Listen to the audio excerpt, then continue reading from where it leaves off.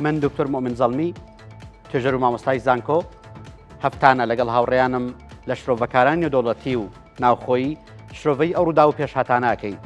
کە ناوچەکە ڕۆژهەڵاتی ناوەڕاست و جیهانێک دێتەوە. لە پرۆگرام یەکەمە شرۆڤەی پێگەی کورد، دۆخی کورد و ئاڵنگارەکان و دەرفەتەکانی بەردەم کوردەکەین لە ڕۆژهەڵاتی ناوەڕاستدا. بینەرمان.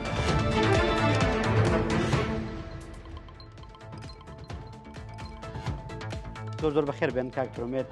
توێژەر و شرۆڤەکاری سیاسی لە سنتەی لێکۆڵنەوەی ئایندەی، کاکتۆر هەردی مەهدی بە هەمان شێوە توێژەر لە سنتەی لێکۆڵنەوەی ئایندەی. دیارە وەکو بەڕێستان ئەگەدارن ئێستا تا ڕادێکی زۆر هاوکێشە ماونەتەوە بەبێ وەڵام و بەبێ شرۆڤەی تا ڕادەیەک کوردستانیانە کە تێگەشتنەکە بە چه ئاراستەیەک بتوانین لێ تێبگەین. ئێمەمانەوەی بەڕاستی لە دۆخی کورد لە دوی سنوورەکانەوە بکۆڵینەوە و بتوانین بگەینە جۆری لە تێگەشتن کە هەوڵاتی کوردستان و ئەو کەسانی کە گرنگی بە دۆخی کوردستان دەن دۆخی کوردەکان دەن لە دەرەوەی سنوورەکانی هەرێمی کوردستانەوە چۆن بتوانن تێگەشتنەکانیان فراوان بکەن بەمە. بۆیە پێم خۆشە کاکتۆر لەوە دەست پێ بکەم کە ئێستا کورد لە ناو ڕۆژهەڵاتی ناوەڕاستە ئەگەر بە دیاریکراوی لە دوای 7 ئۆکتۆبرەوە بینەوە سەر مێژووی ڕووداوەکان و پێشهاتەکان کورد چۆن خوێندنەوەی بۆ کرێت و چۆن توانێت پێگەی خۆی بناسێت. زۆر سپاس بەخێراتنی برای بەڕێزم کاکتۆر هەردیش دەکەم و دەستخۆشی لە جەناب دەکەم و پیرۆز بێت ئینشەڵا بەرنامەیەکی سەرکەوتووە بێت. بە ئەکیدی لە دوای ڕووداوەکانی 7 ئۆکتۆبرەوە گۆڕانکاری گەورە دروست بووە. دوایی ئەتوانین باسی بکەین ئایا لە بەرژەوەندی کوردەیان لە بەرژەوەندی کورد نییە، بەڵام بەلانی کەمەوە ئەم گۆڕانکارانەی کە ڕویان داوە بەنسبەت کوردستان و بەنسبەت کوردیشەوە لە پارچەکانی تر هەندێک ڕووداوی چاوەڕوان نەکراویشی تیا بووە. بۆیە بۆ کورد ڕەنگە وەکو دەرفەت مامەڵی لەگەڵا بکریان سوودی لێ بینرێ بۆەوەی کە پرسێکەیە یان شوناسێکەیە بە ناوی شوناسی کوردیەوە یان شوناسی کوردستانی و بتوانین سوود لە ئەو دەرفەتانە ببینین کە بۆ کورد هەیە. دیارە مەترسیش هەیە لەسەرەوەی کە کورد ئەتوانێت لەگەڵ باردۆخەکەیە جارێکتر نەبێ بە ئاگری ینی نەبێ بە سوتەمەنی و ئاگری کە لە ناوچەکە هەیە یان بەرژەوەندەکانی بکەوێتە ژێر پرسیارەوە. بەڵام هەموو ئەو ڕووداوانەی کە هەن و هەموو ئەو شتانی کە ئێستا ڕوەدەن دیارە بەنسبەت کوردەوە دۆخی تازە هاتووەتەکایەوە. ئەگەر سەیری ڕۆژئاوا بکەین لە ڕۆژئاوا دۆخی کوردستان لەوەی کە نەیاری زۆر بوو ئێستا نەیارەکانی کەمتر بوونەتەوە دۆخێکی تا ڕادەیەک سەقامگیرتر و ئارامتر هەیە. زۆرێک لە دانوستان هەیە بۆەوەی کە فۆرمی ئەو ینی حکومڕانی لە سووریایە بەرەوچوو ئەڕوا کورد شەریکیشی ئەساسی بێ لەو فۆرمە حکومڕانیە و لە سووریا پشتگیریەکی زۆرتری نێودەوڵەتی تەنانەت هەرێمیش بۆ کورد زیاتر هەیە. ئەگەر سەیری باکووری کوردستان بکەین ئەبینین لەوێش پرۆسەیەکی تازە دەستی پێکردو بەناوی پرۆسەی ئاشتیەوە کە کورد هیچێکە لە هەرە حەڵقەکانی ئەو پرۆسەیە حەڵقەی بەهێزی پرۆسەکەی و لە ڕاستیە پرۆسەکە بۆ کوردە زیاتر وەک بۆ نەتەوەکانی تر بێ. دیارە ئەمەش پێویستی بە کۆمەڵێک ڕێگا چارە و بە کۆمەڵێک گۆڕانکاری هەیە، هەندێکیان دەستوری نێکیان قانون هەندێکیان سیاسین، بەڵام لە هەموویە لە کۆتاییە ئێستا ئیرادەیەکی سیاسی لە ناوخۆی تورکیایان لەلایەن حیزبە تورکەکانەوە یان ئەوانی کە جاران ڕەگەزپەرست بنوودانیان بە کوردانانە ئێستا جۆرێک لە ئەترافی زمنی و ئاشکراش هەیە بۆی کە کورد لەم هاوکێشەیە بتوانێت سوود لە دەرفەتەکان وەرگێ و تا ڕادەیەکیش دەرفەتێکی گرنگ بۆ کورد هاتووەتە پێشەوە و ئەبینین لە هەرێمی کوردستانیش لە کوردستانی باشوور دیسانەوە دەرفەتەکان خراپ نییە بۆ کورد. جۆرێک لە دانوستانی و لەک تێگەیشتنی باشتر لە نێوان هەرێمی کوردستان و لە نێوان بەغایە هەیە لە نێوان حکوومەتی اتحادیە هەیە بۆ هەموو ئەو دۆسیانی کە پیانە وتە دۆسی هەڵپێسێراویان ئەوانی کە بەڕاستی جێگای ئیشکال بوون لە نێوان کورد و لە نێوان بەغاشە. دیارە بۆ ڕۆژهەڵاتی کوردستان گۆڕانکاریی ئەوتۆ ڕووی نەداوە، بەڵام لەوێش ئەزانین دانوستان هەیە لە نێوان ئەمریکا و لە نێوان ئێرانە بۆی کە دۆخی ئەوێ بگۆڕێ. بەگشتی سوورەتەکە گشتێکە ئەوەیە کە گۆڕانکاریەکەیە هەرچەنە لەسەر خۆیە هەرچەنە کورد چاوەڕێەکە بزانێ ئەم گۆڕانکاریانە چی ئەبێت، بەڵام لە هەمووی گرنگتر لەم گۆڕانکاریانەیە کورد کارکتەرە یان با بڵێم لەعیبێکی ئەساسیە لە هەموو گۆڕانکاریەکانەوە ڕۆڵیشی هەیە لە گۆڕانکاریەکانە. بۆیە هەرتەنها لەعیبێکی نییە کە احتیاط ویان سەیری یاریەکان بکە، بەڵکو یەکێکە لە ئەو کەسانەی کە بە فعلی گۆڕانکاریەکان ئەمەی کات وە لەسەردەستی ئەمڕۆدا. بۆیە تەنها ئێستا لە هەموو دۆخەکان جۆرێک لە چاودێریکردن و مراقەبە هەیە، بەڵام ئەوەی کە ئەخوێندرێتەوە ئەوەی کە لەسەر ئەرزی واقعیشەیە ئەوەیە کە تا ئێستا بۆ کورد دۆخێکی باش هاتوێتە پێشەوە کە ڕەنگە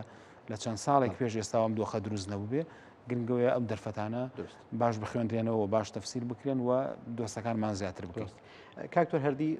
دواتر دێمە سەر وردەکاری ئەوەی کە بۆ لە سێ هەفتەی ڕابردووە تا ڕادەیەک لە دوای سەردانەکەی دۆناڵد ترەمپ سەرۆکی ئەمریکا بۆ ڕۆژهەڵاتی ناوەڕاست بۆ وڵاتانی کەندا و تا ڕادێک خوێندنەوەی جیاواز بۆ پێگەی کورد دەکرێت. بەڵام پێم خۆشە زیاتر لەسەر ئێستا تورکیا بوەستم پرۆسی ئاشتی لە تورکیا ئەگەر کەڤەرێکی بە خێرایی بکەین ئەو هەنگاوانەی کە قۆناغبەندی جیاوازەکانی لە خۆگرتو تا ئەوەی کە پەکەکە لە کۆنگری دوانزەمی خۆیان بڕیاری لەسەرەوەی کە با بڵین چەکدانانی کردۆ بە پرەنسیپێک یا با بڵین کانسپتێک زۆر هێناوێتە پێشەوە. دواتر ئەگەر ئەمە بۆ بەسیتەوە بە ڕۆژاوای کوردستان تا چەنە ئەم ڕووداوانە با بڵێم ناڵم لە بەرژەوەندی کوردان، بەڵام بە شێوازێکن کە کورد تا ڕادەیەک ئارامتر بتوانێت لەگەڵ مامەڵە بکە. دەستخۆش زۆر سێتەوەری زۆر زفرەوە. ڕێگەم بە پیرۆزبایی بکەم لە بەرنامەکە. سڵاو و سپاس بۆ هەموو ئەوانەی کە ئەبنە بینەری بەرنامەی ئەودی و سنوور. هیوادارم ئەزبوونێکی تازە بێ لە کاری میدیایی بۆ شرۆڤەی سیاسی، بۆ ڕاکێشانی بینەر، بۆ شرۆڤەی قوڵ، بۆ ڕووداوەکان و بەتایبەت بینینی کورد لە چای ئەوانی تر و بینینی کورد بۆ ڕووداوەکانی ئەوانی دیکە. خۆشحاڵم کە لەگەڵ هەردوو هاڕم کاکتۆر مومین و کاکتۆر مێدام زۆر سپاس. ئەمن هەر لەوەی کاکتۆر مێدەوە تەواوی بکەم.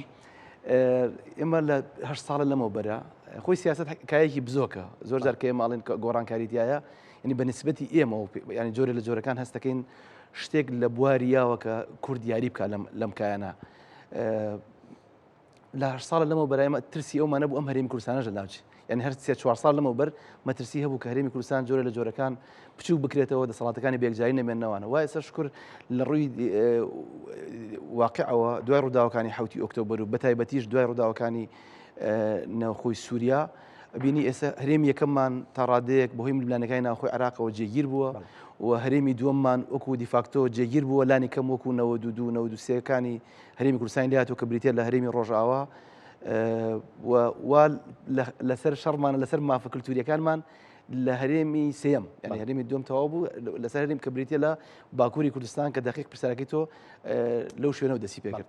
لە ڕاستیە ئەگەر من بڵێم ینی خەیاڵدانی سیاسی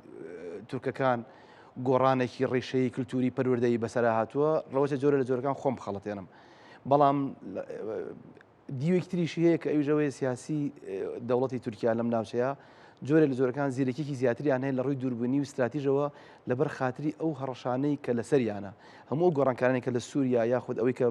نیازن لە ئێران ڕووبا، ئەوەی کە لە فەلەستین و لەوە ڕوویە جۆرە لە جۆرەکان لێدان بوو لەو هێزە نەرمەی کە تورکیا یاری لەسەر کرد بۆی کە فریای ئەم حاڵتە بکەوێت. ئێمە بینین 2 ساڵە لەمەوە بەر ئەو ئاماژەی بەو کرد ئەو ڕووداوانەی کە لەم ناوچەیە و لە غەزە ڕوئەیەن زیاتر تیرەکە ڕوو لە تورکیایە، لە کاتێکە باسی ئێران بۆی تیرەکە ڕوو لە تورکیایە. باشە منە مێوە لێرە بچم بۆ وەڵامی ئەو پرسیاری کە باس کرد ئایا چی لە تورکیا گۆڕاوە. لە ڕاستە ئێمە 3 کارکتەری زۆر سەرەکیمان هەیە کە هەرسێکیان ناتوانن بەتەنها خۆیان خاڵی بردنەوە بن لە هاوکێشە سیاسەکانی تورکیا. یەکەمیان بریتە لە ئەردۆگان کە بەتەنها خۆی بەم حاڵی ئێستەوە ناتوانێت دەستورێک دەستکاری بکە لە تورکیایە کە بەدڵی خۆی بێت و لە بەرژەوەندی خۆیان بێت. ئەوە پێویستی بە کورد هەیە، هەم کوردی ئەستەمبول هەم کوردی ناو کوردستانیش. دومیان بریتە لە دۆخی سیاسی مەهەپە کە هەڵبژاردن لە دوای هەڵبژاردن لەو کاتی بۆ تاوپەیمانی ئەکەپە جۆر لە جۆرەکان کشانەوەیەکی جەماوەری زۆری بۆ دروست بووە، ئەگەرچی هێشتا لە دەوڵەتی قوڵی تورکیایە و لە ڕووی ئەوەی کە باوەڕی بە بنەما شەشیەکەی ئەتاتورک هەیە ئەو لە هەمویانەوە زیاتر پابەندە پێوەی ئەویش دیسانەوە کشانەوە ئەوش تووشی لاوازی بۆ مە لاوازی دوم. لاوازی سێم بریتە لە کوردێک کە وەکو ماف حەقانیەتی هەیە کە بریتە لەوەی داوای مافی کوردەکە، بەڵام لە ڕووی بالفعل و ئیرادەی سیاسیەوە لە زیندانە هەیە کە ئەوش بریتە لە ئۆجەلان. ئەم سێ کەسە ئەم سیانە ئەکرێ لە یەکگرتنی ئەم سێ لاوازەوە هاوپەیمانێتێکی بەهێز دروست بێ بەرامبەر بەوانەی کە باوەڕیان بە مانەوی تورکیا هەیە بە مۆدیلە کۆنەکە. فریاکەوتنی کورد هەم تورک ڕزگارەکە هەم کوردیش نەفەسێکە، یانی درزێک دروستەکە بۆ هەناسەدانی کورد لە ڕووی مافە کللتوری و مافە سیاسیەکانیەوە. ئەمەی کە لە تورکیا ڕوئەیە تعبیرێکی زۆر جوان هەیە کە ئەشبهێنرێ بە ئۆجەلان ئەڵێن ئۆجەلان توانێت بێ بە ئۆژدێلا، یعنی ماندێلای ماندلای ڕۆژهڵاتی ناوەڕاست چونکە لە ڕاستیا پرۆسی ڕێککەوتنی دەوڵەتی قوڵی تورکیا لەگەڵ ئۆجلانە تەنها پرۆسی ڕێککەوتنی چەند پەرلەمانتارێکی ناو پەرلەمان نییە لەگەڵ ئەکەپەیە بەڵکو ئەمە کاردانەوەی ئێبێ لەسەر ڕۆژئاوای سووریا کە بەشی دومی پرسیارەکەی تۆ بوو پاکێجەکە بریتە لەوەی کە ئۆجلان لە سێ شوێن زۆر کاریگەری هەیە لانی کەم لە ئێستەیە لە چوارەمە لە سێبەرە کە بریتە لە هەرێمی کوردستان یەکەم شوێن بریتە لە باکوور دوم شوێن بریتە لە ڕۆژئاوا سێم بریتە لە ڕۆژهەڵاتی کوردستان ئێمە بین پژاکیش لەوێ چالاکەەوە هەیە لەسەر پژاک هیچ کۆمێتە نەدراوە نە لایەن قەندیلە و نلایەن ئۆجلان و نلایەن مەبەست لە نامەڕاستمیەکان مەبەست لە نامەڕاستمی نە لەلایەن حتا تورکیا کاتێک ئەڵێ بێت چەکدانن هیچ کات باسی پژاکی نەکردووە ئەمە دیارە هەڵی گرین بۆ دوای ئەویان حسەکەی بەڵام بۆ ڕۆژئاوا بریتە لە ڕێککەوتنێک ڕۆژئاوا بە جۆرێک بمێنێ نینۆکەکانی ڕۆڵ لە تورکیا نەبن ئەوەی کە تورکیا لێ ئەترسێت کە هیچ کات واژ نەبووە بەڵام ڕەواندنەوەی مەترسی بۆ باکووریش لە ڕاستیا ئەگەرچی من زۆر داواکاریەکانی بۆ باکوور کەمن لە چاو ئەو بزوتنەوە گەورەی کە داگیرسێنەری کۆی بزوتنەوە ڕزگاری خوازە لەسەر چوارپارتی کوردستانە کە لە شەعبی وڵاو دەست پێکا کەمن لە چاو ئەو قوربانیەشدۆری کە هەیبووە تۆ ببینە ئەو هەموو بە یەک پانۆرامای خێرا سە ساڵی ڕابردوو سیر کە کورد چەندێک خەباتی کردو چەندێک سکوتی نەکردو بەرامبەر بە ئوستەمە بەڵام لەگەڵ ئەوەشا بڵێ نۆبێ و هەبێ نەک دەبێ و نەبێت لەبەرەوە ئەبینی ئەو وەرگرت ینی جۆر لە جۆرەکان لانی کەم دوو خاڵ زۆر زۆر گرنگە یەکەم بریتە لەوەی هەر خودی دانان بەم ڕێککەوتنە لەگەڵ ئۆجلانە ینی ئەوەی کە مبادرەکردن دەستلێشکردن بۆ زیندان و سوکردنی هەندێک بڕیاری تورکچێتی بەسەر ناتورکەکانە بریتە لە جۆرە لە جۆکە نەفرەتکردنی کەمالیزم لە ڕابردووە کە کاملن ئینکاری ئەکرد خاڵی دومیش کەمکردنەوەی ڕقە ئەگەر لانی کەم لە میدیاشا بێت کەمکردنەوەی ڕقی نێوان تورک و کووردە من تا ئێرە کوینی پێم بۆی بەجای ئەوەش بمەوە کاکتور مێدوەڵای لەسەر ڕۆژاوای کوردستان تۆزێک بەرزتر بینەوە بۆ لای حکوومەتە کاتیەکە و ئەحمەد شەرع و ئەو جوڵانی کە ئێستا هەن چه هەڵگرتنی سزاکان لەسەر سووریا چه ئەو تێگەشتانی کە لە هەفتەی ڕابردووە لە بینی ئیسرائیل و ئەحمەد شەرع بە نێوانگیری ئەمریکا خەریکە بەڕێوە چەند چەوەی کە باسەکرێت کە ئەو بڵێن ئەرشیفەی جاسوسە گەورەکەی ئیسرائیل لە سووریا تسلیمکراونەتەوە کۆهین هەموو ئەمانە تا ڕادەیەک پێم خۆشە باسێکەوە بکەین کورد لەم قەزیانەیە ناڵم سوودمەند و زەرمەند بەڵام کورد لەکوێی ئەم پێشچوونەی حکوومەتی سووریایە و دقیقی قسەیەک ڕەنگە جێگەی ئەوە بێت ئایا ئەحمەد شەرع بۆ پرۆسی دیموکراتی لە سووریا پێم پێمان وایە ئەگەر کورد مافی پێ بدرێت لە سووریا ئاستی دیموکراسی بەرزەبێتەوە ئایا ئەحمەد شەرع دوایین بزمان لە تابوتی دیموکراسی لە سووریا ئەدایان ئەبێتە بڕغۆیەک بۆ تونکردنەوەی دیموکراسی لە سووریایە بە عقلانیت مامەڵاکە لە مەرحەلەیە یەکەم لە ئەوەی کە ئەو مسودە دەستوریە و یعنی ئەتوان بڵێم ئەم پشتانی کە ئێستایکە 5 ساڵێک بۆ 6 ساڵێک پێش ئێستا مەدروست بووە و دراسی کردووە ئەم ئێستا لە قۆناغی ئاساییکردنەوەی پەیوەندیەکانی هەیە و لە قۆناغی بنیادنانەوەی دەوڵەتی نوێی سووریایە هەموو هەنگاوەکانی بۆ ئاراستەیە کە بتوانێت دەوڵەتێک بنیاد بنێتەوە طبعاً بەو تەسەوڕی کە خۆی هەیەی یان بەو تەسەوڕی کە ئەیانەوێ هەیبێت وازحی شەکەمە بەستم چییە بەڵام لە ئێستاە پێم وایە هەر دەوڵەتێک لەو دەوڵەتانی کە باس کرد ئەمریکایە ئیسرائیلە و فەڕەنساش لەناو ئەوروپایە کە ئەم سێ دەوڵەتە زیاتر وازحەکە ئەیانوێ علاقیان چۆن بێت چونکە دەوڵەتانی تری ئەوروپا لە مەرحەلەی تەرەقوبی ئەوەیان کە هەنگاوەکانی داهاتووی ئەحمەد شەرع بەرەوشووە ڕوا و ئەوان ئێستا شەر بە چاوی جۆلانی جاران سێری ئەحمەد شەرعەکان بۆیە گومانیان هەیە لەوەی کە ئەم پیاوە ئیمکانیاتی ئەوی هەبیان بیرروباوڕی ئەوە بێت کە دەوڵەتێکی مەدەنی لە سووریایە دروست بکە ڕەنگە ئەو گومانت لە جێگای خۆشیە بێت لە ڕاستیە بەڵام ئەم هەنگاوانی کە لەم دوایان ناوێتی بە تایبەتی ئەو وعدانی کە بە ماکرۆنیاوە و ئەو پەیوەندی کە ئێستا لەگەڵ ئیسرائیللا دروستەکە و دڵنیایی کە بە دروستەکانی داوە لە هەموو ئەو هاوکێشانەیە پێم وایە کورد هیچێک بووە لە تەوەری ڕئیسی گفتوگۆکان بۆ پاراستنی پێگەی کورد لە سووریایە بۆ فۆرمەی کە هەردوو لایەن لەسەری ڕێک بکەون نەک بۆ فۆرمەی کە وەک هەرێمی کوردستان بێ ئەو فۆرمەی کە هەردوو لایەن لەسەری ڕێکەون لە داهاتووە و پاراستنی کیانی ڕۆژئاوای کوردستان بە ئەو نەوعیکە خۆیان دوایی لەسەری ڕێەکەون هیچێک بووە لە تەوەر ڕئیسەکانی گفتوگۆکانی نێوان ئەم دەوڵەتانە بۆیە کە هەنگاوێکی ئیجابیە نیە لە بەرامبەرەوە هەندێک جار هەنگاوێکی سلبی خراپیشەنێ ینی لەگەڵ هەنگاوە ئەرێنەکەیە هەنگاوێکی چاوەڕوان نەکراویشەنەیە کە زۆر سلبێ بە تایبەتی گۆڕینی ئیداراتی محافەزات لە دوای ئەوەی کە بازلەوە اتفاقیە کرا کە لەگەڵ ئیسرائیل کردوێتی ژێر بەژێر وەڕێکەوتنێک هەبووە و لە دوای ئەوەی کە ئەو تەستیم بوونەی کە ئێستا تۆ باست کرد و لە دوای ئەوەی کە لە چەند ڕۆژی پێشەوە بزەم ڕۆژی شەمبە بوو کە ئەمریکا عقوبەی سزای لەسەر بەشێکی زۆر لە مؤسساتی اقتصادی سووریا هەڵگرت ئەمە هەنگاوی ئەرێنی و کرانەوەیکی باش بوو بەڕووی سووریایەوە بینینی تەبعاان ئەحمەد شەرع کە ترامپی بینی لە سعودیە و کرانەوەی سووریا هەمووی هەنگاوی باشون بەڵام ئەو گۆڕانکارانەی کە لە ناوخۆی سووریا کردوێتی لەسەر ئاستی حکووماتی محلی گۆڕانکاریەکەن بە دڵی هیچ یەکێک لەو هێزانە نییە کە لە سووریایە چونکە هەموو ئەو گروپە ئەو کەسانی هێناوە کە ڕاستەوخۆ سەر بە گروپەکەی خۆیان یان ئیعاز لە شخصی خۆیەوە وەرەگرن پێم وایە نیگەرانیشی ناوخۆی گەورەی دروست کردووە هەموو ئەم هەنگاوانە لە دەرەوە ئەگەر ڕووکاری دەرەوەی واجهەی سیاسی و ئەعلامی ئەحمەد شەرع وا بکە کە پیاوێکی دیموکراسیانە دەربکەوێەوە بیر لە بنیادانی دەوڵەتێکی مەدەنی بکاتەوە بەڵام هەنگاوە ناوخۆیەکانی تا ئەم لەحزەیە هەنگاوێکن بە ئاراستەی گۆڕانی دیموکراسی و مەرحەلەی با بڵین گواستنەوەی دیموکراسی نییە چونکە بمبورە بە ئەو دێڕێتەوە کە مەرحەلەی گواستنەوەی دیموکراسی کۆمەڵێک تایبەتمەندی هەیە ئەو تایبەتمەندیانە ئەبێ ینی لە نیەتان نەبێ بە عملی دەرکەوێت کە بریتە لە هەندێک کەیسی با بڵێن یاسایی کە خەڵکی مجریم و خەڵکی ئەوانی کە با بڵێن دەستیان سوورە بە خوێنی خەڵک دادگایی بکرێن لەگەڵ ئەوەشە ینی لێخۆشبوون هەبێ بۆ هەندێک خەڵک کە بە ناحەق تۆمەتبارکراون کۆمەڵێک قۆناغە کە پێ قۆناغی گواستنەوەی دیموکراسی ئەبێ بە عملی لە ناوخۆیان جێبەجێ بکە بابەتی پێکاتەکانە بابەتی ئەو کوشت و بڕانەیە کە دوایی لەسەری بوو بابەتی پێکەوە ژیانە ئەو ئیشانەیە کە ئیکا بۆ پێکەوەژیان بەڵێ بە دەستوری و بە یاساییش بکرێن بۆیە لە ئێستاە لە ناوخۆیان جۆرێک لە پاشەکشە هەیە بۆ بنیادنانی دەوڵەتێکی بەدەنی تەمان هەو خۆی تا ئێستا بڕۆناکەم باز لەو کاکە دەوڵەتێکی بەدەنی بنیادنێ دەوڵەتێکی کراوە بنیاد بنێ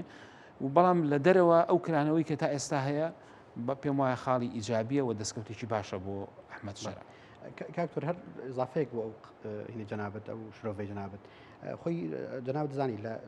یەکەم چاوپێکەوتنیا کە بڵاوی کردە وتی 14 ملیۆن سوی لە دەرەوەی وڵاتن منەمە بیان هێنمەوە جا لەم هەفتەی ڕابردووە من کە متابعی ڕووداوەکەمە کرد قسەیەک تا ڕادێک جێگەی سەرنج بوو وتی هەموو ئەو بڕیارانی کە لە ناوخۆی سووریا ئەدرێن مەرجنیە لە بەرژەوە تەنیا ئەو کەسانە من کە لە ناو وڵاتان چونکە 8 ملیۆن سووری لەلایەن ڕژێمی ئێستا داواکراو بوون ڕسمی و بەشێکی زۆری وانش کوردن بۆیە ینی قسەکەم لەسەر من پێم وایە لە هەر شوێنێک پێم وایە تا ڕادێک شەمە قسەیەکی گشتیرە لە هەر شوێنێکا دیموکراسی گەشەی کرد بێ کورد لە قازانجا بووە وەکو چۆن لە عێراق بینیمان لە دوای نەوەتەکانەوە وەکو چۆن لە ئێران بینیمان لە زەمانێکا ئێستا بۆ نمونە تا ڕادێک ئەوەکەین دێمە سەر ئێران کاکتۆر هەردی ئێران لە ئێرانە دۆخەکە و کاکتۆر باسی کرد پێشتر گۆڕانکاری و پێشکەوتنی زۆری بەخۆی نەبینیوە بەڵام شتێک لە ئێرانە زۆر باس و خوازەکرێویش دیبلۆماسی کلتوریە کوردەکان ئێران ڕێگەیەکی جیاوازیان هەڵبژاردۆ بۆ خەبات لە بۆ نمونە لە سینەمایە لە پێشەنگان لە گۆرانی و هونەرە لە پێشەنگان لە وەرزش و یاری تۆپیپای لە پێشەنگان ئەمە تا چ ڕادەیە دەتوانێت فیدی با بڵین خواردن بدا بەو داخوازیە گەورەی کە لە کورد لە ئێرانە هەیە دکتۆر من خۆی خەباتکردن لە ئێرانە تەنها ینی پەیوەست نییە بە ناوخۆی ئێرانەوە ئێران خۆتە زانانی لەم ینی لە دوای حوتی ئۆکتۆبەرەوە کەمێک ئێرانێکی ینی دەستکورتتر ئەبینرێت ئەگینا بەر لەوە ئێران تەنها لە ناو ڕۆژهڵاتە نەبوو تا بڵێ خەباتی ڕۆژهڵاتیەکان ئەتوانن تەنها بەو دیدگاوە سێری بکەن کە ڕۆژهڵات چی ئەوێت بەڵکو ڕۆژهڵاتیەکان لە دوای ساڵی 92ەوە مەبەستم خەباتی ڕزگاری خوازی کوردە لە ڕۆژهڵات و ناوخۆی خۆشکەتۆر ناونا خەباتی کللتوری ینی جۆرە لە جۆرەکان لەژێر جەبری دروستبوونی هەرێمی کوردستانە خەباتی خۆیان گۆڕی ئێمە ئەبینین بە ئاشکرا بێژگە لە بزوتنەوەی ڕاستان لەم ئەخیرانەی ساڵانی 2016 حەوانە بزوتنەوەیکی وا نابینین بۆ مانایی کەسەر لە هەرێمی کوردستان تێک بە بەشێکی لەبەر خاتری هەرێمی کوردستان ئەوەی کێک لە جەبرەکان کە بزوتنەوەی ڕۆژهڵاتی گۆڕی ئەمە بڵم بۆچی خەباتی کللتوریان دەست پێ کردووە دووەمیان جەبر یەکەم ئەوە مەسەلەی دروستبوونی کیانی هەرێمی کوردستانە کە ئەوان لەبەر خاتری ئێمە ینی چەکەکەیان بێدەنگ کرد بۆی هەرێمی کوردستان بمێنێت و وفاداریش بوون بەم پەیمانیان و ئێرانیش بەمەی زانیوە هەنی ئەزانێکە ئەو نەرمە هێزەی کوردێت لەو ڕوانگەوە بەکاری هێناوە دووەمیان جەبری وڵاتانی دراوسێ بەرامبەر بە ڕۆژهەڵات تۆ ببینە کاتێکە هەرێمی کوردستان ینی کاتێکە لە هەشتاکانە لە هەفتاکانە باکووری ئەوەی کە سەدام ناوینا و باکووری عێراق بزودنەوەی ڕزگاری خواز لە کورد جاریا بوو تورکیا بە دزیەوە یارمەتی ئەیە لە پەنادانی لاینەکانە لە نەودیۆکەمەمان بینی ئێران یارمەتی ئەیە سووریا یارمەتی ئەیە هەم ئەگەر دقەتی مێژووی پارتیویکێتی بیت پڕە لەم جۆرە هاوکاریانی کە لە شوێنترە و لانی کەم بە چەک بێ بە دیبلۆماسی بێت بە پاسپۆرتی تەزویر بتەنات فلەستینیش یارمەتیەوە بۆ ڕۆژهەڵات ئەم دۆخە لە ئارایە نەبووە بەتایبەت کووتم لە دوای نەوەدیۆکەوە ئەم دۆخە زۆر لەبار نەبوو بۆ ئەوان ئەوەی هەیە و نییە جۆرێک لە جوڵەی سنووردارە لە دوای ساڵی 92 دەستگیرکردنی عەبدوڵڵا ئۆجەلانەوە دۆخی سنووردارکردن دوو بەرامبەر بووە بۆ ڕۆژهەڵاتەکان ئەویش بریتی بوو لە دروستبوونی هێزێکی تر لە ڕۆژهەڵاتە جیا لە دیموکرات و کۆمەڵەکە هێزی پڕنەفوزن جیا لە ئیسلامیەکان کە لە ناو خۆیان کارەکەن لە شوورای شەمس و مەکتەب قورئان و مەکتەبی ئیسلاح جیا لەمانە هێزێک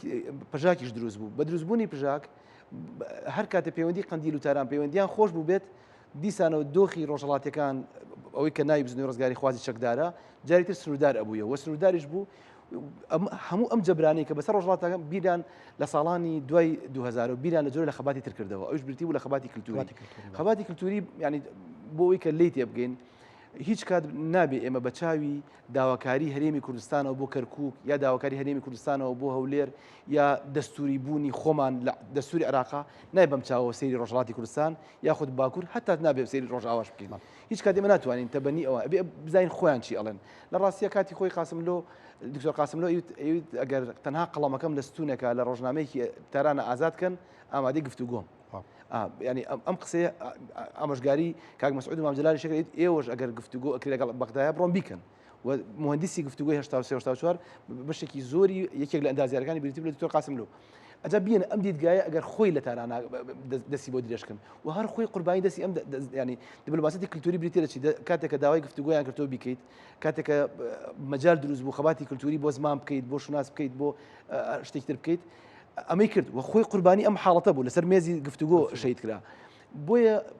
ئەم خەباتێ ئەو میراتی کە بەجێ هێشت نەتوانرا زۆرکردەیی بکرێت لەم ساڵانەی ئەخیرا تەنان لە گۆرانی میلیەوە بیگرێت تا ئەگاتە هونەر و سینەما تا ئەگاتە ڕۆژنامە و گۆڤارەکان ئەبینی ئێستا ڕێنووسی کوردی لە ڕۆژهەڵاتە پاکتر تا لە باشوور تا لە باکوور و لە شوێنەکانی ترا خەباتی کللتوری لە ڕۆژهەڵاتە لەسەر ئاستی خەڵک دەستی پێ کردووە ئەگەر چی هێزەکان بەچەک لەوێژ نەبن ئەم خەباتی کللتوری زۆر کاریگەری لەسەر گەورەترین بزوتنەوەی مەدەنی ئەوەی کە پێڵم بزوتنەوەی ڕەنگی بریتی لە بزوتنەوەی ژیان ئازادی نەگەر لەسەر ئێران جێکەوتەی دروست کرد بەڵکو لەسەر شوێنەکانی تریش جێکەوتەی دروست کرد تەنها ئێستا وڵاتێکی کو سووریا بێ بترسێت لەوەی کە ئایا لە چک کە خۆی ئیسلامیە باگراوند ئیسلامیە ئەگەر لە چک فەرز کرا ئەوە شۆڕشێکی وەکو ژیان ئازادی چاوەڕێیەکە بۆیە لە ناو بزوتنەوەی ڕزگاری خوازی ئێران و لە ناو خەباتی کللتوری ڕۆژهەڵاتیەکانە بەو مەسافەکەمەی بەو جەبرە زۆری کە لەسەریانە و بەو مەسافەکەمەی کە لە بەردەمیانایە گرێک یاسایی و گرەی دەستوری ناو ئێران و جۆری ئامانجگەرایی دەوڵەتی ئێران ئەبێ ئەومان لە بەرچاو بێت کە ئەوەی یەکێکی ترە لە وەکو ئەحمەد شەرع نییە کە ئامادەی یاریکردن بە زمانی دیبلۆماسی ئەوەش ناکە وەکو عێراق نییە کە لە 26ەوە مافی زمانی کوردیاوە وەکو تورکیاش نییە کە 6 بنەمای دیاری کردو تۆ لە دەروی ئەو ناتوانیشکی بەڵکو شتێک لە تێکەڵەیەکە لە ستەمی نەتەوەیی ستەمی ئاینی بەسەر ڕۆژهەڵات دەسەبن لەم چوارچێوە خەباتیان کردووە و پێم وایە منفاکەیان زۆر بەهێزتر لە ناو خۆیان بەڵام خەڵکیان لە ناو خۆیان زۆر بەهێز بووە ئەگەر بتێبی بەسمەوە بە پرۆسەی ئەو جوڵەی کە لە باکوورسی پێ بدووە ئەکرێ بوارمایە لەسەر ئەوەش قسە بکەین کاک فرمێت هەرێمی کوردستان قسەکە وایە کە لە هەر شوێنێکەوە بەردە بکەێتە خوارەوە ئیلا کورد ئەبێ جوڵێکی تێبکەوێ هاتنی ترەمپ بۆ ڕۆژڵاتی ناوەڕاست جوڵەی هەرێمی کوردستانی بە دووە ڕاستیا جارێک تێنەوە باڵێن بە دیاریکراوی هەولێر خطابێکی زۆر تون بەرامبەر بە بەغا و هەوڵدان بۆ گرێبەستی گەورە لەگەڵ ئەمریکەکان و ئەمانە ئەمە تقریبا تا ڕادێک گلۆبێکی فراوانی نێودەوڵەتی لەسەرەوە ئێمە بینیمان لە هەفتەی ڕابردووە میدیان دەوڵەتەکان بە شێوازی زۆر جیاواز مامەڵیان کرد تا ئەوەی کە وای لێ هاتووە عێراق تووڕێ لەم بینە تەنانەت ئەمڕۆ باس لەوەکرێکە ڕێگەی یاساییەکردنە بەرامبەر بەم گرێبەستانە پێشەوەی باسی گرێبەستەکان کەم حەزەکەم باسێکی کورد لە عێراق بکەین کە ئایا لە بەلایەنی کەم لە 2-3 ساڵی ڕابردووە لە هەڵبژاردننی ڕابردووە تا ئێستا بەکوێ ئەڕوات بەرەکوێ ئەڕوات و ئایا داهاتووی کورد لە هەرێمی کوردستان لە عێراق چۆن خوێنەوەی بۆ بکرێت خۆی طبعا لە دوای 7 ئۆکتۆبرەوە ینی مڕەشەحی هیچێک لەو وڵاتانی کە مڕەشەح بوو بۆی کە گۆڕانکاری ڕووی تێ بکە عێراق بوو بەڵام پێم وایە عێراق یاریکی عاقلانەی کرد داواکاریەکانی ئەمریکا و ئیسرائیلیشی زۆر بە عاقلانە و بە ژێربەژێر و بەڕێکەوتن و بە هەماهەنگی جێبەجێ کرد بۆیە ئەوە خۆی سەرکەوتنێکی گەورە بوو کە عێراق نەگلایە ئەو گۆڕانکاری کە ینی چاوەڕانکراوە بوو ڕووبات چونکە بەڕاستی گۆڕانکارەکە لە عێراقا بە نەوعی ترە کەوتەوە و پێشم وایە هەموو ینی وڵاتانی هەرێمی و نێودەوڵەتیش متفق بوون لەسەرەوەی کە عێراق بەشێکە لە ئەوەی کە نایان ناوبەری مقاومە بەڵام بەڕاستی ئەم حکوومەتی یاسای سوودانی توانی زۆر بە عەقڵانە داواکاریەکانی ئەمریکا جێبەجێ بکەوە بتوانێت لەو هەموو ئاگرەی کە لە دەوروبەری عێراقەیە بتوانێت پارێزراو بێ و فەوزا دروست نەبێت چونکە لە ئەگەری دروستبوونی فەوزایە عێراق بوو بە بەشێک لە گۆڕانکاریەکان و ڕووداوەکانی سووریا ئەمە خاڵێکی ئەرێنیە ئێمە هەمیشە لە عێراقا ینی یەکێک لە دەستکەوتانی کە شانازی پێواکەین لە دوای 2023ەوە بریتە لە دەستوری عێراق دەستوری عێراق زۆربەی زۆری مافە سیاسی و کللتوری و ئابوووریەکانی هەرێمی کوردستانی تیا جێبەجێ کراوە و پێشم وایە هەموو عەرەبەکان ناڕازین لەوەی کە بە شیعە و سونەوە کە دەستوری هەرێمی دەستوری عێراق بۆ کورد نووسراوە و ئەگەر جارێکی ترە و هەلە بۆ عەرەب ڕێ بکەوێتەوە پێم وایە بە حیاتی ڕێگەنادەن بەوەی کە ئەم دەستورە بەم شێوەیە بنووسرێتەوە بۆیە ینی ئەم دەستورە حەکەمێکی گەورەیە و زەمانەتێکی گەورەیە بۆ کورد و بۆ هەموو پێکاتەکانی تری عێراقیش بە سونە و شیعەشەوە چونکە دەستورێکی تا ڕادەیەکی زۆر زەماناتی قانونی زۆر باشی تایە و لە ڕاستیات دەستورێکی زۆر مۆدێرنیشە ڕاستە ئیشکال هەیە لەسەرەوەی بەشێکی زۆر لە بڕگە و مادەکانی جێبەجێ نەکراون بەڵام دەستورێکی باشە پێم وایە ئێمە لە زۆربەی زۆری ئەو محەتە ئەو وێزگانی کە لەگەڵ عێراقان ئیتفاقمان نەبووە نەمان بردوێتەوە یان سەرکەوتوو نەبووینە زۆربەی زۆری خوێندنەوەکان و شرۆڤەکانەوەیە کە ئەم هەڵایی کە ئێستا دەسی پێکردووە زۆر زووە چونکە ئیشکردنە بۆ هەڵبژاردننی داهاتوو کە لە مانگی یانزەیە ئاکرێ ئێستا مانگی شەش هێشتان 5 مانگی ماوە ئەم 5 مانگە لە ئێستاوە ماکینەیەکی عەلامی گەورە دروستکەیت و بودجە و موچەی خەڵک بخەیتە ژێر پرسیارەوە پێم وایە زەرێکی زۆر گەورە لە ڕووی ینی واقعیەوە لە خەڵکی کوردستان ئەدرێ چونکە لە کۆتاییە ئەوەی کە ئەتوانێت دۆخی هەرێمی کوردستان بە شێوەیەکی ئارام بێڵێتەوە ئابوووریەکی بەهێزت هەبێ و ئەو زەی لە هەرێمی کوردستانە بۆ خەڵکی کوردستان بەکاربێ داهاتەکەی ئەبێت تۆ لەگەڵ عێراق ڕێک بکەی ئەو حکوومەتەش کە ئێستا لە عێراقەیە پێم وایە لە قۆناغەکانی پێشووترا ینی دۆخێکی وانە هاتوۆتە پێشەوە کە ئەم حکوومەتە زیاتر لەوە نزیکە کە بیر لە دیالۆگ و لە تێگەیشت نکاتەوە بۆیە هەموو تێکدان و پشتبەستنیە بەهۆی کە ئێمە لە ڕێگای ئەمریکا و لە ڕێگەی هێزە نێودەوڵەتەکان و ئەتوانین گۆڕانکاریە بکەین پێم وایە لە ساڵحی بەرژەوەندیە ناوخۆیەکانی هەرێمی کوردستان نییە چونکە لە ڕۆژانی داهاتووە ڕاستە ئێستا ئێران وەکو کاکتۆریش باسی کرد لەم چەند مانگەی پێشووە تووشی ئەوە بووە کە لاواز بووە و دەستی ناگا بە هەموو وڵاتانی تر ئەمریکا پێم وایە تاوەکو کۆتایی ساڵیان لە چەند مانگی داهاتووە گەورەترین قونسوڵێت لە هەولێر و لە هەرێمی کوردستان کاتەوە حرەکەیەکی دیبلۆماسی و تحالفێکی باش لەگەڵ ئەمریکای هەیە ئەمریکا تا ئەم لەحزەیە لە ڕێگەی هاوپەیمانەکان و یارمەتیەزی پێشمەرگادا وە زۆر دەستکەوتی تر بەڵام پێم وایە ئێمە زۆر جار مشکلەمانەوەی کە پێش ڕووداوەکانەکەین دروستکردنی ئەو هەڵا علامی کە ئێستا هەیە پێمە هەموو کەسێک هەموو کوردێک ئەوەی کە کوردانە بیرەکاتەوە یان کوردستانیانە بیرەکاتەوە باش نەڵین کوردانەش پێی باشە کە ئێمە پەیوەندیکی باشمان لەگەڵ ئەمریکای هەبێ لەگەڵ هاوپەیمانانە هەبێ بەڵام ئەوەی کە زیاد لە حەجمی خۆی کە ئینەکە گەورە ئاکرێ ینی باڵین دۆخەکە گەورە ئاکرێ و کە ئێمە پێمان وایە پێویستمان بە عێراق نییە یان پێویستمان بە ئەم ڕێکەوتنەیەکە لەگەڵ عێراق هەمانە هێزی تر بۆ ماحەلەکە پێم وایە ینی زۆر هەنگاوێکی هەڵەیە ئەمریکاش بە پشتیوانمان بێ لەگەڵ ئەمریکاشە هاوپەیمان بین بەڵام ناکرێتەوە لەبەرەوەی کە ئەمریکا لێت هاتوۆتە پێشەوە واز لە عێراق بێنی پشتکەیتە عێراق ئەم دۆخە تازەی کە لە عێراقیشا دروست بووە خۆ دەزانی هەڵبژاردنە ئێستا هاوپەیمانەتی نوێت لە عێراقا دروستە بێ بۆ هەڵبژاردن هەموو هێزەکان پێویستیان بەیەکە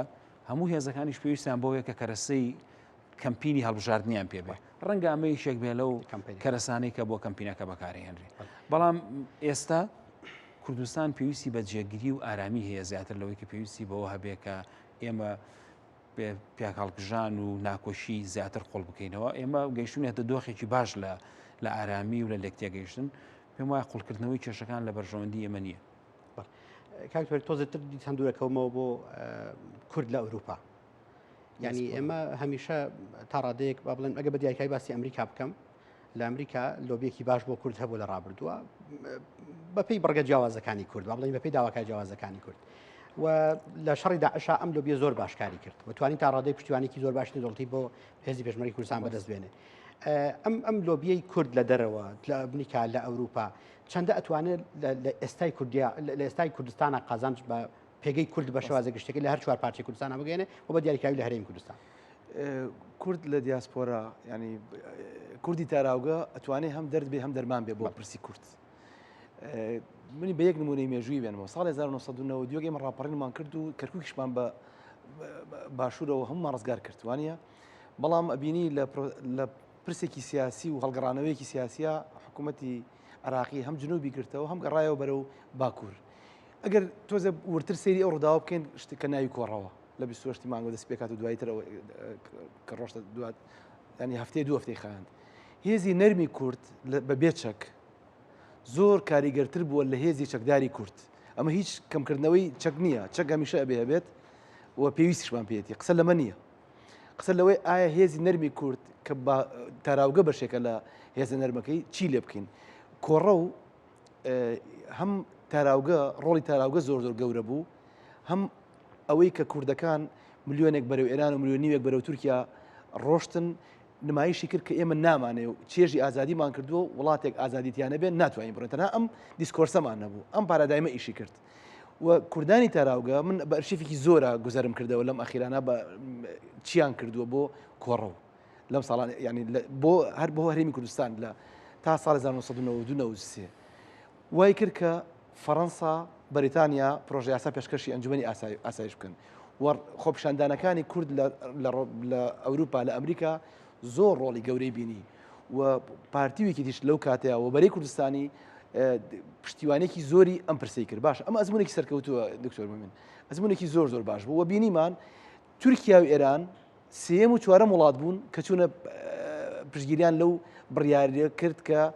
هێڵی جەفڕین و دواتر کۆمەکی مرۆیی بگەێنرێ بە ئەوان کە نایە ناو باکووری عێلاق کوردش پیپڵ خەڵکی کوردستان نەگونەتەوەی کوردستان.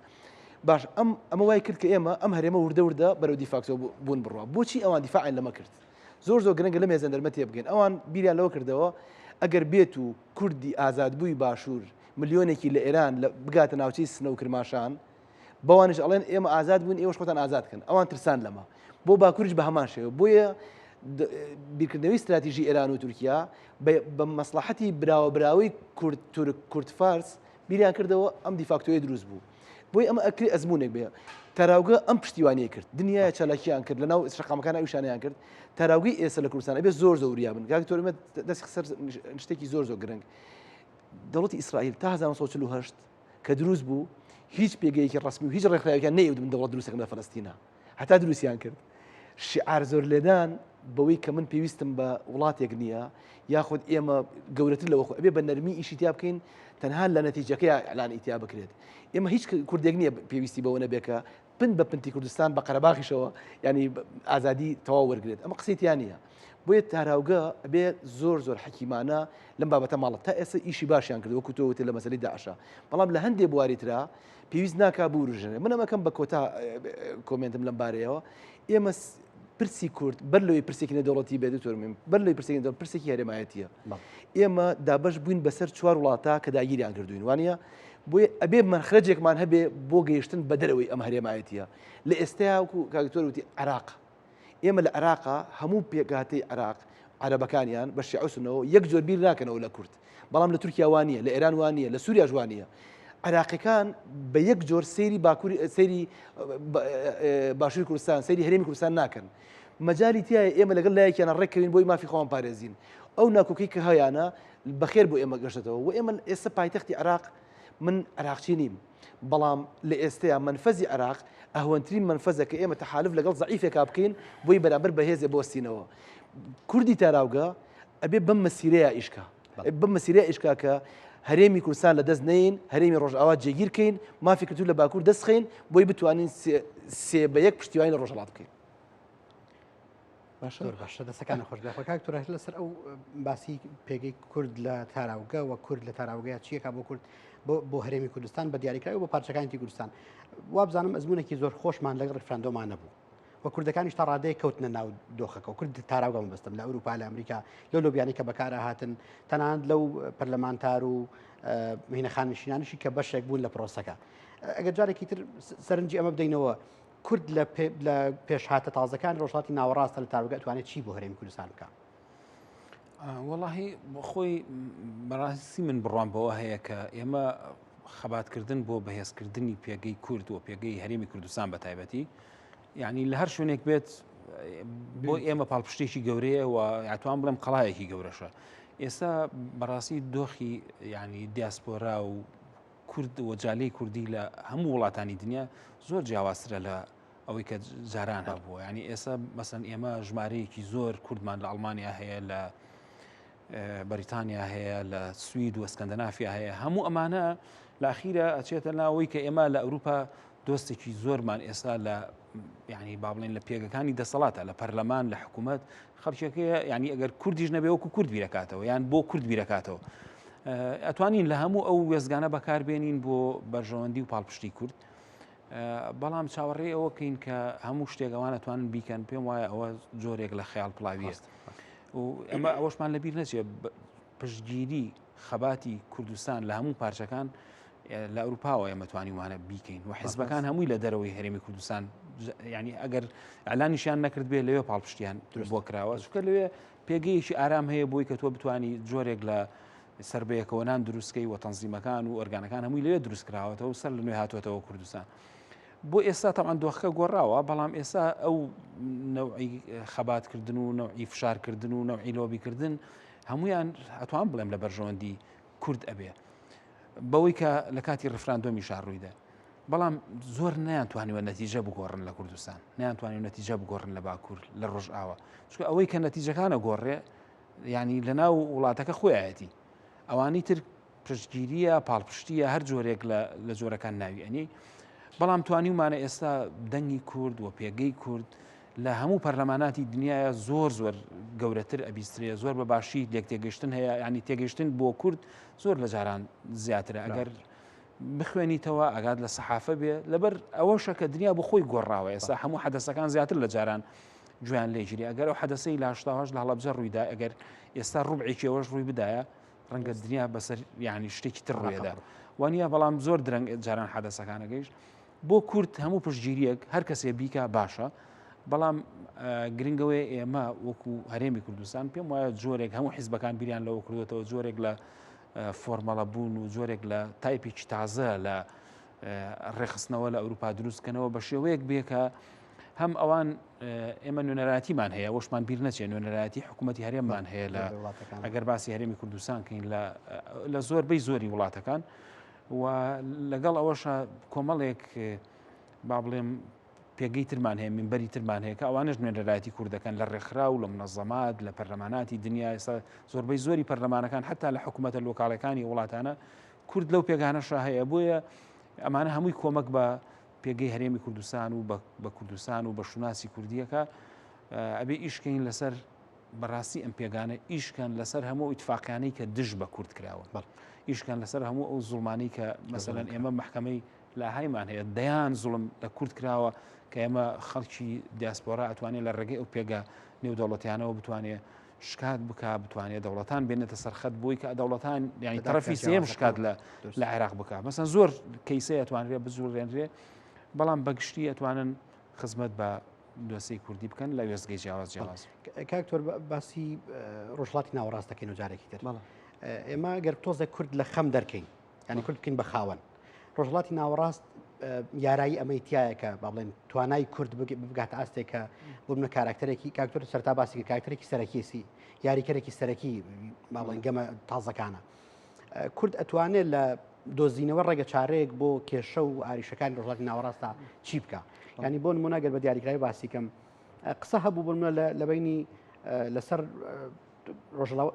دۆخی تازەی سووریا کورد ڕۆڵی هەبووە لە گەیاندنی ئەحمەد شەرع و سەرۆکاتی سووریا بە ئەوروپا کورد ڕۆڵی هەبووە لە پرۆسەی ئاشتیا کوردی هەرێمی کوردستان ڕۆڵی هەیە هەموو ئەمانە پێمانەڵێن ئایا کورد ئەتوانێت ڕۆژهەڵاتی ناوەڕاستە ئەگەر کورد بڵین ڕۆژهەڵاتی ناوەڕاست بە دوای چارەسەرێکی تا بگەڕێ وابزانم زۆر جار مناقەشەیە ما کرێت بۆچی ڕۆژهڵاتی ناوەڕاست ناتوانێت وەکو ئەوروپا بۆ خۆی یەکێتیەک دروستکە ڕاست ئەگەر هەنگاوێک بە ماڕاستە بڕ کورد دەتوانێت چی بکە ئایا ڕۆڵی ئەوی پێ ینی یارایی ئەمەی تایە نیشانەی گۆڕانکاری زۆر دەرکەوتووە لە ڕۆژهڵاتی ناوەڕاستە بۆ مانای جۆر لە جۆرەکان لە هەندێک شوێنەوە گەڕانەوە هەیە بۆ ئەقڵ بۆ مانای تو ئەتوانین لە بینی خۆتا لە بینی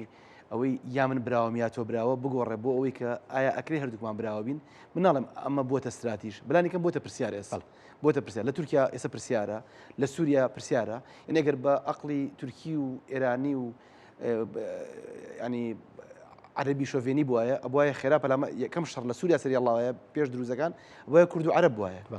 کاتە بیرکردنەوەیەک هەیە بیرکردنەوەیەکێلە شتێکی تریژێک کە کورد لەوەکو کارکتەرێکی نادەوڵەتی ئێستا وەکو جاران هەم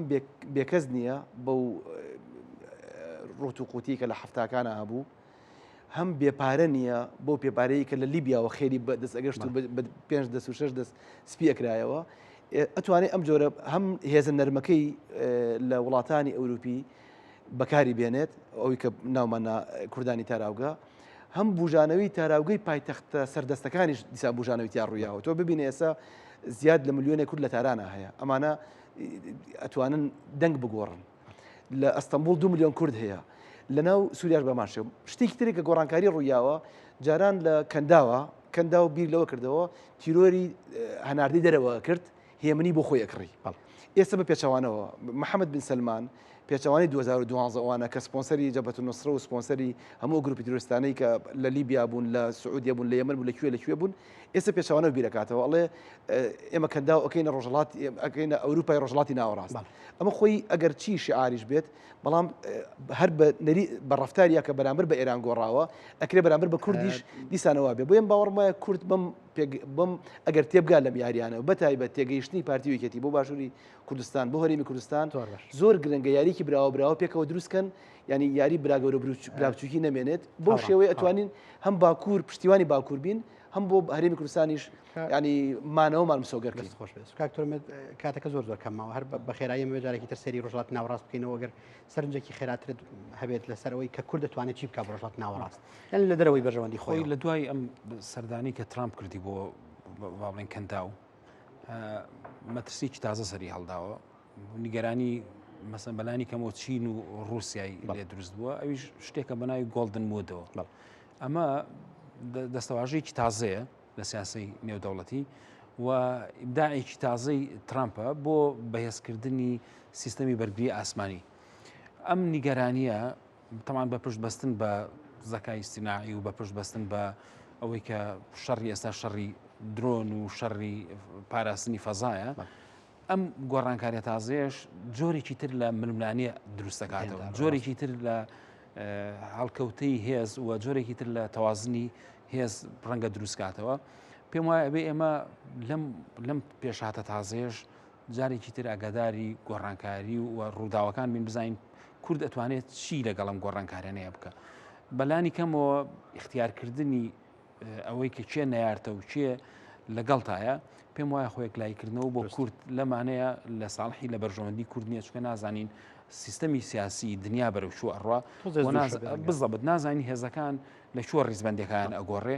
بۆیە پێم وایە ئەبێ ئێمە ڕاستە لەگەڵ هەندێک هێزا زۆر نزیکین لە ڕووی بیر و باوەڕ و لە ڕووی مێژوویشەوە لەگە هەندێک هێزی تریشا وەکو هێزی تاریخی ینی لە تاریخا زوڵمی گەوریان لە ئێمە کردووە بەڵام پێم وایە مەرحەلەکە مەرحەلەی ئەوەیە کە ئێمە چاودێری بکەین باشتر لەوەی کە خۆمانێکلایکەینەوە زۆر سپاس بەڕێز کاکتۆر هەردی کاکتۆر ئومێد لە سەنتەری لێکۆڵنەوەی ئایندەی پێم وایە بێت دەرفەتی باشترمانە بێت لە داهاتوە ئینشەڵا کورتتر قوڵتر سەیری پێگەی کورد لە هەرێمی کوردستان پێگەی کورد لە ئێران لە ڕۆژهڵاتی ناوەڕاست بە شوازی گشتی بکەین جارێکی دەستان خۆش بێت زۆر سپاس بە ڕێزان سپاس بۆ کاتی بەڕێستان خواتان لەگەڵ